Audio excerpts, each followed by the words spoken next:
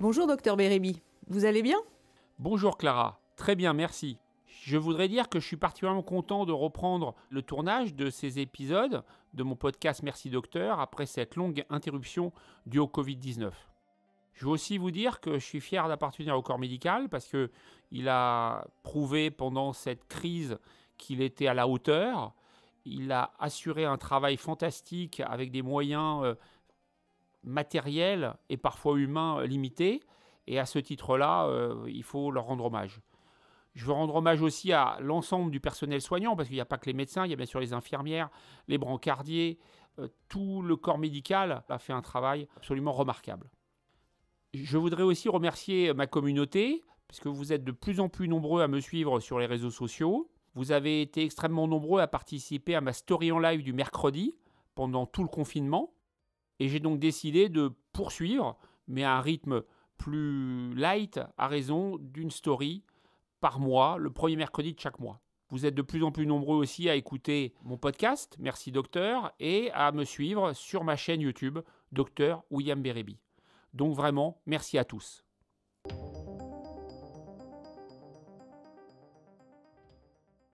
Nous sommes ravis de vous retrouver pour ce nouvel épisode de Merci Docteur, qui est consacré à un sujet un petit peu tabou, puisqu'il s'agit des hémorroïdes et des autres pathologies de l'anus. Le docteur William Bérébi va vous expliquer, toujours avec des mots simples, les différentes pathologies qu'il retrouve dans sa pratique quotidienne en proctologie. J'ai l'impression que les personnes qui souffrent d'hémorroïdes sont très nombreuses. Est-ce que les hémorroïdes sont une pathologie fréquente ? En effet, vous avez raison de dire que c'est un petit peu tabou parce qu'il y a un certain nombre de patients ou de patientes qui ont des symptômes et qui vont mettre longtemps avant de consulter. Pourtant, c'est très fréquent puisque une personne sur deux, après 50 ans, va faire une crise hémorroïdaire. Les hémorroïdes, il faut savoir que c'est extrêmement fréquent puisque ça représente 2/3 des consultations en proctologie. Mais il faut savoir aussi que si on prend le pool de personnes ayant un problème anal, seulement 30% vont consulter. Vous avez 2/3 de la population qui a une symptomatologie anale, qui devrait consulter mais qui ne le fait pas, par crainte ou appréhension. Est-ce que vous pouvez nous expliquer à quoi correspondent exactement ces hémorroïdes ? Les hémorroïdes, il y a 2 mécanismes principaux. Il y a le mécanisme vasculaire, c'est-à-dire que ce sont des petits vaisseaux, veines et artères, on va dire, mélangés, des petits réseaux, et il peut y avoir une stase. Cette stase va entraîner la formation de petits caillots qui vont obstruer, et du coup, en amont de ces petits caillots, ça va se distendre et faire des paquets hémorroïdaires, qui peuvent être internes ou externes, ou les deux. Le deuxième mécanisme, c'est l'explication mécanique, c'est-à-dire qu'il y a un tissu de soutien qui tient ces vaisseaux, et si ce tissu lâche un peu, eh bien à ce moment-là, les hémorroïdes vont avoir tendance à s'extérioriser, et donc on va avoir, dans ce cas-là, ça peut aboutir jusqu'à la formation d'un prolapsus hémorroïdaire. En termes de définition, si vous voulez, il y a les hémorroïdes. Donc les hémorroïdes, si on examine quelqu'un pour un autre problème et on trouve des vaisseaux, eh ben, on va lui dire qu'il a des hémorroïdes. C'est à différencier de la maladie hémorroïdaire. On parle de maladie hémorroïdaire lorsqu'il va y avoir des symptômes, quand le patient va avoir des douleurs ou des saignements. Voilà, donc il y a hémorroïde d'un côté, maladie hémorroïdaire de l'autre. Dans le premier cas, il n'y a pas de symptômes. Dans le deuxième cas, il y a des symptômes. Est-ce que vous pouvez nous dire si la maladie hémorroïdaire peut être grave ? La maladie hémorroïdaire, c'est pas grave. Il y a des symptômes qui peuvent être invalidants, c'est-à-dire que le patient il va avoir des douleurs, il va avoir des saignements, il peut avoir des démangeaisons également. Ce qui peut arriver, c'est qu'il y a une thrombose, c'est-à-dire un caillot qui se forme avec une boule qui est douloureuse. Donc le patient consulte à ce moment-là pour une douleur anale avec une boule tendue au niveau de l'anus. Et il faudra traiter ça, bien évidemment, avec les mesures adaptées. La conséquence de cette thrombose, c'est qu'il va y avoir des replis de peau qui peuvent se former, qu'on appelle des marisques, M-A-R-I-S-Q-U-E, des replis de peau qui peuvent être gênants pour l'essuyage, etc. Donc là non plus, c'est pas grave, mais c'est gênant. Donc on est plus globalement dans une pathologie gênante que dans le cadre d'une pathologie grave. Alors dans les formes les plus sévères, il peut y avoir ce qu'on appelle la thrombose du prolapsus ou prolapsus thrombosé, c'est-à-dire que les hémorroïdes sortent, il y a un caillot qui se forme et là, du coup, il y a un gros paquet à l'extérieur de l'anus qui est violet et qui, là, pour le coup, est très douloureux. Donc, il faut avoir à l'esprit que La maladie hémorroïdaire ne dégénère jamais. C'est une question que j'ai souvent de mes patients. Est-ce que c'est grave? Est-ce que ça peut évoluer vers un cancer? Non, la maladie hémorroïdaire n'évolue pas vers un cancer. En revanche, l'erreur fréquemment commise, et ça c'est vraiment très dommageable, c'est qu'un patient a des saignements. Il va, par donc crainte, comme je l'ai dit tout à l'heure, de consulter, il va à la pharmacie et il va s'automédiquer. Il va prendre des suppositoires pour ceux qu'il pensait être des hémorroïdes. Mais en réalité, ce n'est pas des hémorroïdes qu'il a, c'est autre chose. Il saigne d'un polype, du côlon ou du rectum, ou voire même d'un cancer. Et dans ce cas-là, c'est une coloscopie qu'il faut faire, puisque c'est ça qui va permettre de faire le diagnostic. Donc surtout, j'insiste, ne vous automédiquez pas lorsque vous avez un saignement au niveau de l'anus. Si vous saignez, c'est anormal, il faut consulter un gastro-entérologue proctologue et il va pouvoir vous dire si ce sont des hémorroïdes ou si c'est autre chose. Et il va vous dire également si il faut faire une coloscopie. La coloscopie, on va se déterminer essentiellement par rapport à l'âge. Il est clair que quelqu'un qui a 20 ou 25 ans a un risque d'avoir un cancer du côlon très faible. Quelqu'un qui en a 50 a un risque beaucoup plus élevé. Donc l'âge va être déterminant pour décider chez qui on va envisager de faire une coloscopie.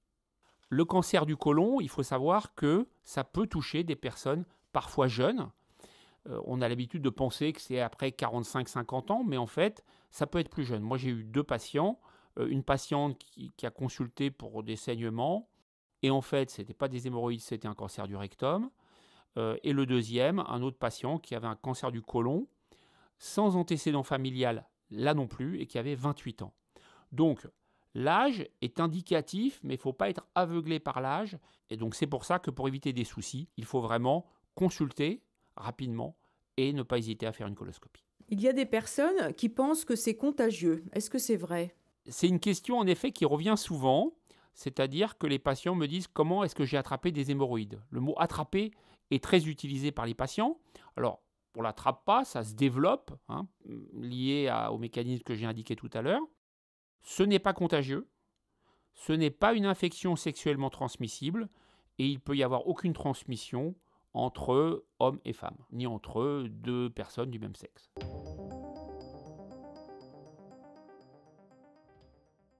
Vous nous avez expliqué que les principaux signes étaient la douleur et les saignements. Et est-ce que quand on a mal à l'anus, ce sont forcément des hémorroïdes? Alors non. Lorsque quelqu'un a mal à l'anus, ça peut être plusieurs causes. Alors déjà, précisons que la maladie hémorroïdaire, elle va faire mal de 2 manières.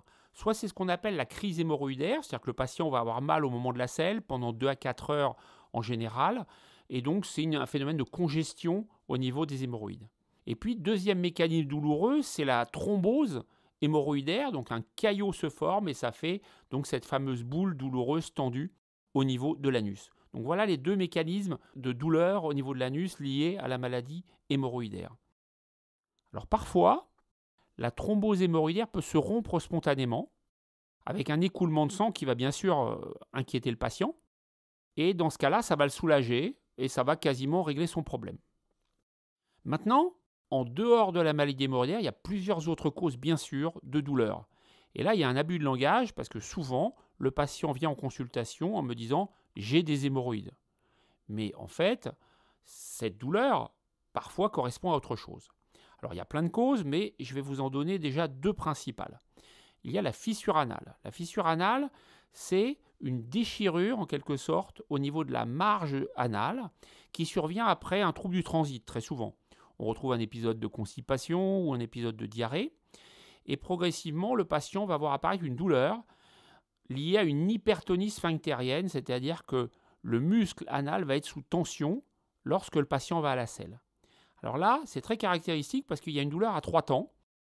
À 3 temps, ça veut dire que le patient va avoir mal au moment de la selle, la douleur va disparaître et va réapparaître quelques heures plus tard. Donc ce rythme à 3 temps est très caractéristique d'une fissure anale, qui est également une cause très fréquente de douleur de l'anus. Autre catégorie de causes, les infections de l'anus, donc c'est-à-dire les fistules et les abcès de l'anus. Alors là, on va avoir une douleur qui va être différente. C'est une douleur qui va être pulsatile, violente, insomniante, c'est-à-dire le patient va bien décrire le fait qu'il n'arrive plus à dormir. Il peut y avoir parfois un écoulement en cas de fistule, donc il va retrouver du pus par exemple dans son sous-vêtement. Ces fistules et abcès peuvent être accompagnés de symptômes pelviens, c'est-à-dire que le patient peut avoir des difficultés à uriner ou à aller à la selle, avec un blocage. Et enfin, comme c'est une infection, il y a du pus et il y a de la fièvre, très souvent. Alors, pas dans la fistule en général, mais davantage dans l'abcès. À ce moment-là, il y a un contexte fébrile qui peut aller de 38 jusqu'à 40 degrés Celsius. Pourquoi ça fait si mal? Et pourquoi il y a de la fièvre? Parce que finalement, c'est une collection qui est fermée. C'est-à-dire que ça ne s'écoule pas, donc vous avez une boule qui va gonfler progressivement et ce pus va s'accumuler, il ne peut pas se drainer. Donc c'est le même mécanisme pour un abcès dentaire, par exemple. Donc une infection en circuit fermé, si je puis dire, va entraîner des douleurs violentes et de la fièvre. Si on se résume, vous nous avez donc parlé des hémorroïdes, des fissures et des abcès. Est-ce que vous rencontrez dans votre pratique d'autres causes? Alors il y a effectivement, hormis ces 3 causes principales, d'autres causes. Alors il y a des causes qui vont être relativement faciles à identifier. Il y a des causes traumatiques. Alors ça peut être la sodomie ou bien une pénétration avec un objet qui peut être une cause de douleur. Donc ça, c'est relativement facile à identifier par l'examen et puis par l'interrogatoire, bien sûr. Il y a des fois également les ulcérations thermométriques, c'est-à-dire la personne va prendre sa température par voie rectale et va se créer une plaie qui peut d'ailleurs parfois saigner.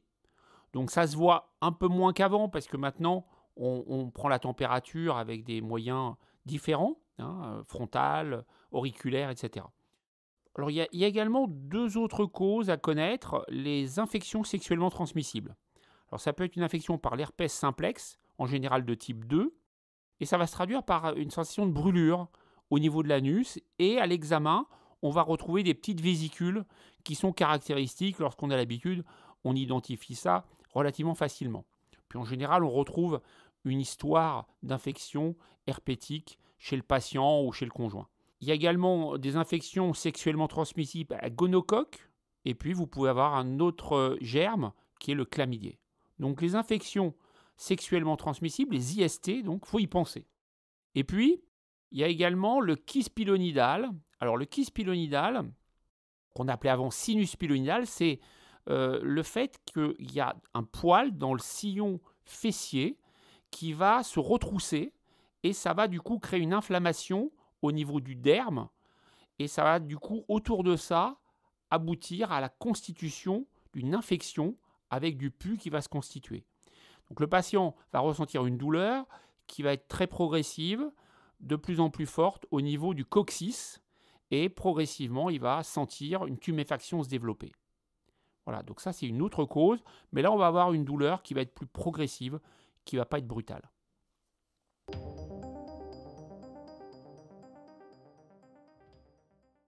Et dans votre pratique, comment est-ce que vous confirmez ces différents diagnostics? Par exemple, entre la différence qu'il peut y avoir entre une hémorroïde et une fissure. L'examen proctologique, il faut bien l'expliquer aux patients parce qu'effectivement, la plupart des patients ou patientes vont venir pour la première fois. Donc c'est un examen qui n'est pas très agréable, mais il faut mettre en confiance le patient et lui expliquer que finalement, d'abord pour un gastro-entérologue, c'est un geste de base comme un soin dentaire pour un dentiste. Bon, sauf qu'on n'est pas tout à fait dans la même zone. Et puis, s'il est fait dans de bonnes conditions, avec doigté, c'est un examen qui n'est pas douloureux. Voilà, j'insiste, un examen proctologique bien fait ne fait pas mal. Un examen proctologique, il faut savoir qu'il y a 3 temps. Il y a d'abord, on fait appel à son œil, c'est-à-dire on va observer ce qu'on appelle la marge anale. On va écarter un petit peu les plis, on va regarder. Et là, on va voir différentes choses. On peut voir bien sûr une thrombose hémorroïdaire, c'est-à-dire un caillot qui s'est formé au niveau de l'hémorroïde. On peut voir un kyste pilonidal, c'est-à-dire cette inflammation au niveau du sillon fessier, avec une boule inflammatoire un petit peu rouge. Et puis, on va rechercher une fissure anale, qui est une cause extrêmement fréquente de douleur de l'anus. Et cette fissure anale va être généralement, donc c'est une perte de substance, donc une ulcération, comme une plaie un petit peu, qui va être soit dans la région intérieure, donc vers les organes génitaux externes, soit dans la région postérieure, c'est-à-dire dans le prolongement du sillon fessier. Si par contre, la fissure anale, elle est ni antérieure ni postérieure, et qu'elle est latérale, là, ça doit nous orienter vers une infection sexuellement transmissible.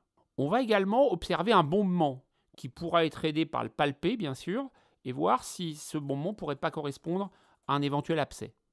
On peut également des fois retrouver des ulcérations, des petites ulcérations sointantes, et dans ce cas-là, on évoquera un herpès de l'anus. Et puis enfin, dernière chose que notre œil peut constater, c'est un écoulement de pus au niveau de la marge anale, et dans ce cas-là, ça nous évoque une fistule de l'anus. On va également, donc comme je l'ai dit, palper autour de l'anus pour rechercher une collection, et on va également palper l'aine, les aines. Et on peut avoir deux situations. On peut trouver des ganglions, c'est-à-dire une espèce de boule au niveau de l'aine, qui, si elle est douloureuse, nous évoque une infection herpétique. Si quelqu'un a une douleur anale et qu'on trouve un ganglion qui va être un peu dur et qui va être indolore, là, ça va nous évoquer une cause rare, voire très rare de douleur de l'anus, qui est le cancer de l'anus. Les caractéristiques, c'est que ça touche la personne âgée, voire très âgée, c'est-à-dire au-delà de 70-75 ans. C'est très rare avant, et c'est à différencier du cancer du rectum, qui lui est plus haut situé et se diagnostique à la coloscopie. Le cancer de l'anus va se traduire par une zone ulcérée au niveau de la marge anale, qui a comme caractéristique d'être indolore, c'est-à-dire qu'on va appuyer et le patient n'aura aucune douleur, contrairement à la fissure anale classique, si je puis dire, qui elle est douloureuse. Et le fameux toucher rectal, est-ce qu'il est vraiment nécessaire quand on a un problème au niveau de l'anus ? Le toucher rectal, c'est un geste important, évidemment, de l'examen proctologique, mais il n'est pas systématique. Je vous donne un exemple. En cas de fissure anale, le patient a mal. On écarte l'anus, on voit la fissure, donc on a le diagnostic. Donc on ne fait pas de toucher rectal à ce moment-là, puisque ça n'a pas vraiment d'utilité, et d'autre part, ça va être douloureux. Donc ce n'est pas systématique. Mais toutefois, ça fait quand même partie de l'examen proctologique. Donc le toucher rectal, ça va nous permettre par exemple de sentir un bombement à l'intérieur qui va nous orienter vers une fistule ou vers un abcès de l'anus. On peut aussi, au toucher rectal, retrouver une tumeur du bas rectum ou du canal anal. Il y a une troisième situation particulière qui est la constatation d'un fécalome. Alors le fécalome, on va avoir affaire à un patient très âgé, souvent très sédentaire, voire grabataire, qui se plaint d'avoir de la diarrhée ou de ne plus arriver à contrôler ses selles, d'avoir une fuite anale permanente. Et là, en l'examinant, on va trouver un bouchon de matière fécale. Et c'est ce bouchon qui explique que l'eau qui est à l'intérieur sorte et à ce moment-là entraîne cette fausse diarrhée. Voilà, donc ça c'est une surprise de l'examen proctologique et en particulier du toucher rectal chez la personne très âgée. Le troisième temps, on fait à nouveau appel à notre œil. Là, on va introduire un anuscope. Donc l'anuscope, c'est un appareil qu'on met dans l'anus et on va éclairer l'intérieur pour regarder. Alors on peut trouver une tumeur du bas du rectum, par exemple. On peut trouver également une rectite, c'est-à-dire une inflammation du rectum qui peut être en rapport avec une infection sexuellement transmissible. Dans cette situation d'IST, on va faire systématiquement une sérologie VIH, une sérologie de la syphilis, une sérologie chlamydiée et une sérologie du virus de l'hépatite B et du virus de l'hépatite C. L'anuscopie va aussi nous permettre de visualiser une éventuelle rectite inflammatoire qui pourrait s'intégrer dans le cadre d'une rectocolite hémorragique. Enfin, bien sûr, l'anuscopie va nous permettre de visualiser les hémorroïdes internes, de préciser le stade. Ça peut être un stade 1, 2, 3 ou 4. Et en fonction du stade, cela va nous permettre de déterminer le traitement de fond le plus adapté. Et puis, dernier point, lorsqu'on veut regarder un peu plus haut, on peut utiliser un rectoscope qui va nous permettre d'explorer l'intérieur jusqu'à une longueur de 15 cm. Et là, c'est différent de la coloscopie puisque ça se pratique au cours de l'examen proctologique. Donc la région de l'anus est une région très sensible. Je voulais savoir si une douleur de l'anus pouvait être aussi due à un problème neurologique. Oui, tout à fait. Il y a plusieurs causes neurologiques possibles. Donc c'est beaucoup plus rare, évidemment, ce n'est pas des causes fréquentes de douleur de l'anus. Mais il y a le syndrome des Rolvers, par exemple, qui est une douleur rectale, anorectale, qui va se manifester en position assise. Donc ça, c'est une grande caractéristique. Donc ça peut être position assise, prolongée, ou par exemple, les personnes qui font du vélo d'une façon prolongée. La particularité, c'est que cette douleur disparaît à la marche ou en s'allongeant. Et donc, c'est en fait une contracture. Et lorsqu'on examine le patient, on va sentir une douleur. Donc, avec le toucher rectal, on va sentir une douleur au niveau du coccyx. Et on va sentir également un cordon tendu qui correspond à cette espèce de contraction des releveurs, des muscles releveurs. Et puis, il y a une autre cause classique qui est la proctalgie fugace, qui a comme caractéristique d'être, comme son nom l'indique, fugace, donc très courte, quelques secondes ou quelques minutes. Et la grande particularité, c'est que ça survient la nuit. Alors, ça fait peur parce que le patient se réveille avec une douleur brutale au niveau de l'anus, mais en réalité, c'est quelque chose qui n'est pas grave, qui est totalement bénin, puisque c'est juste une crampe, en fait, comme on peut avoir une crampe au mollet ou à la cuisse. Et ce n'est pas lié à une pathologie organique, ce n'est pas lié à une tumeur à côté, etc. Donc, il faut en faire le diagnostic, bien sûr, et il faut consulter, bien sûr, mais ce n'est pas une pathologie grave.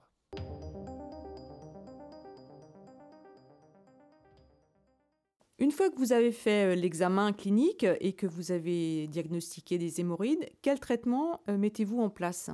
Alors d'abord, je vais parler bien sûr de la complication la plus douloureuse, qui est la thrombose hémorroïdaire.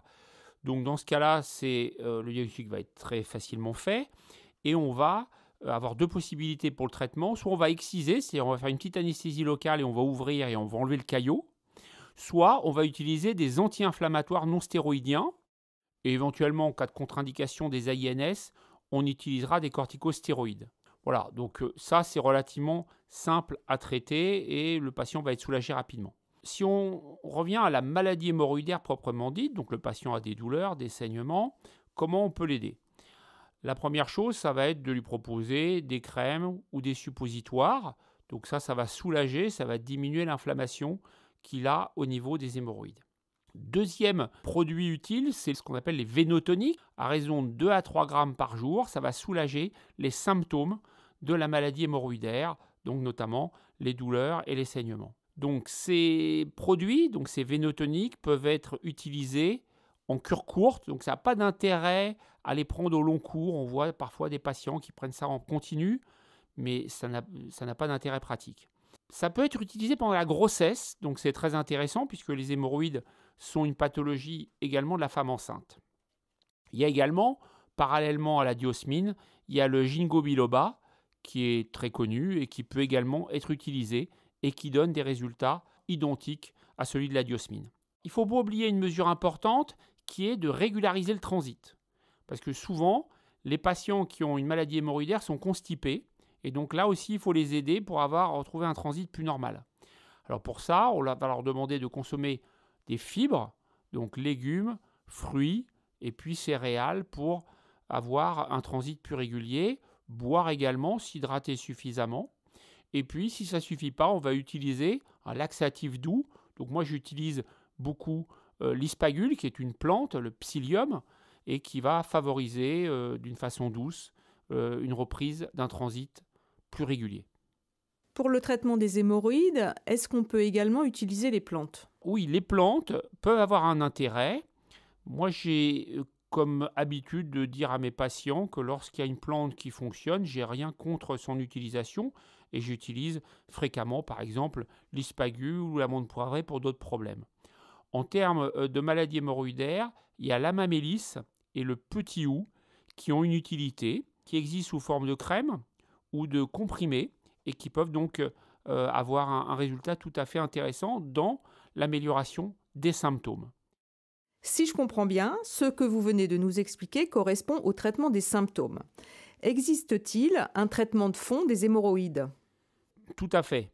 Le traitement symptomatique, c'est très bien, ça aide le patient, il va être soulagé en termes de douleur et en termes de saignement, mais ça ne permet pas de stabiliser ou de faire régresser les hémorroïdes. Donc, hormis les hémorroïdes de petite taille, qui se résolvent très bien avec suppositoire et vénotonique, on va utiliser un traitement de fond. Alors, les traitements de fond, il y en a deux principaux. C'est la photocoagulation par infrarouge, c'est-à-dire qu'on va utiliser une petite sonde qui va permettre de cautériser les hémorroïdes. Donc, c'est très simple. Ça se pratique en consultation. On fait 3-4 séances espacées de 2 à 4 semaines et ça améliore fortement la maladie hémorroïdaire. On peut utiliser également les ligatures élastiques, c'est-à-dire qu'on va prendre un élastique pour venir enserrer l'hémorroïde et ainsi elle va se nécroser et en quelque sorte disparaître en très grande partie. Enfin, dans les cas les plus sévères, c'est-à-dire le patient a beaucoup de symptômes, des saignements, des paquets hémorroïdaires qui sortent, à ce moment-là, on peut être amené à lui proposer une intervention chirurgicale de manière à régler définitivement son problème. Tout à l'heure, vous nous avez parlé de la thrombose hémorroïdaire. Quel est le traitement spécifique pour ça? En ce qui concerne la thrombose hémorroïdaire externe, on va utiliser des antalgiques parce qu'il faut évidemment soulager le patient. On va régulariser son transit en utilisant par exemple du psyllium. Et puis, on va avoir un geste spécifique qui peut être l'excision, c'est-à-dire qu'on fait une petite anesthésie locale et on va ouvrir la zone et enlever le caillot. Alors, il faut le faire à un moment très particulier entre le 3e jour et 7e jour. Donc, il ne faut le faire ni trop tôt ni trop tard, sinon l'efficacité n'est pas la même. Et puis, souvent, on utilise les AINS, donc les anti-inflammatoires non stéroïdiens, qui vont permettre de dégonfler la thrombose. Il faut savoir que dans la thrombose, il y a souvent un œdème important. Et lorsqu'il y a un œdème, c'est une contre-indication à l'excision. Il ne faut pas exciser et il faut donner des anti-inflammatoires. En faisant ça, le patient va être rapidement amélioré. Les AINS, on les utilise sur une durée de 5 jours et en général, c'est suffisant. Avez-vous des conseils alimentaires à donner à nos auditeurs pour éviter la récidive des hémorroïdes? La récidive, pas véritablement. En crise, on donne un certain nombre de conseils. Alors, ces conseils sont discutés parce qu'on n'a pas vraiment d'études cliniques indiscutables pour dire que ça a un intérêt. Mais la règle est de demander aux patients d'éviter l'alcool, d'éviter le café, d'éviter les plats épicés, le piment, harissa, etc. Et puis, d'avoir surtout en termes d'apport alimentaire suffisamment de légumes, de fruits, de céréales, afin que son transit soit régulier. On parle beaucoup du stress dans les pathologies digestives. Est-ce qu'il joue un rôle dans la maladie hémorroïdaire? Le stress ne joue pas de rôle dans la maladie hémorroïdaire. C'est effectivement un élément qui est avancé par les patients. Des fois, ils disent j'ai mal au ventre et à l'anus parce que je suis stressé. En fait, dans les hémorroïdes, non, il n'y a pas de lien.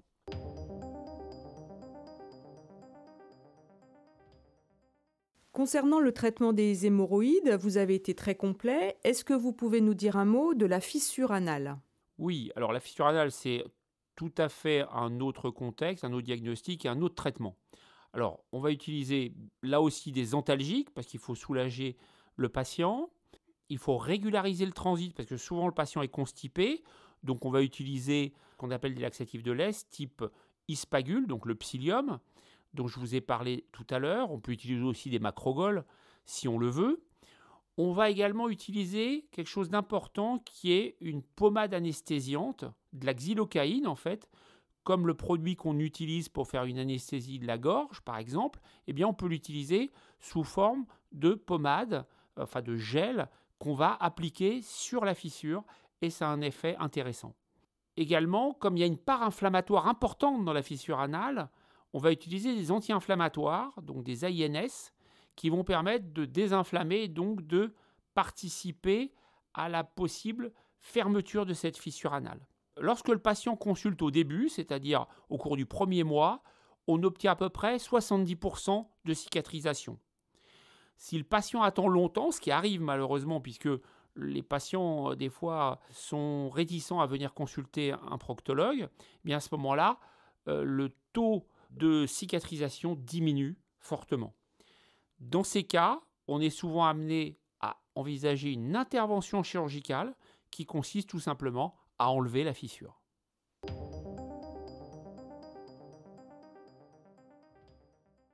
Merci, Dr Bérébi, pour toutes ces explications très complètes et très claires. Je vous en prie. Je voudrais ajouter un point, si vous permettez. Je pense qu'il est très important que les patients n'aient pas peur de consulter un proctologue. Il n'y a aucun tabou. Pour nous, c'est quelque chose de banal, donc il suffit que le patient soit mis à l'aise par le praticien et ça se passe dans de bonnes conditions. Il ne faut pas hésiter parce que si le patient hésite, il peut avoir un retard diagnostique, ça peut parfois être autre chose que des hémorroïdes, notamment en cas de saignement. On redoute toujours, je le répète, le cancer du côlon ou du rectum. Donc il faut vraiment consulter à chaque fois qu'on a des symptômes anormaux au niveau de l'anus pour éviter de gros soucis de santé. Merci Dr Bérébi pour cette précision. Le podcast Merci Docteur a de plus en plus de succès et nous vous remercions pour votre fidélité. Tous les épisodes de Merci Docteur sont sur sa chaîne YouTube intitulée Dr William Bérébi, première chaîne consacrée aux pathologies digestives, mais aussi sur vos plateformes de streaming habituelles. Sur sa chaîne YouTube, vous retrouverez aussi toutes ses émissions télé. Vous pouvez aussi nous écrire sur son compte Instagram Merci Docteur ou nous envoyer un email à mercidocteur.podcast@gmail.com. Nous vous donnons rendez-vous dans 3 semaines pour un nouvel épisode. Au revoir Dr Bérébi. Au revoir Clara et à très bientôt à tous.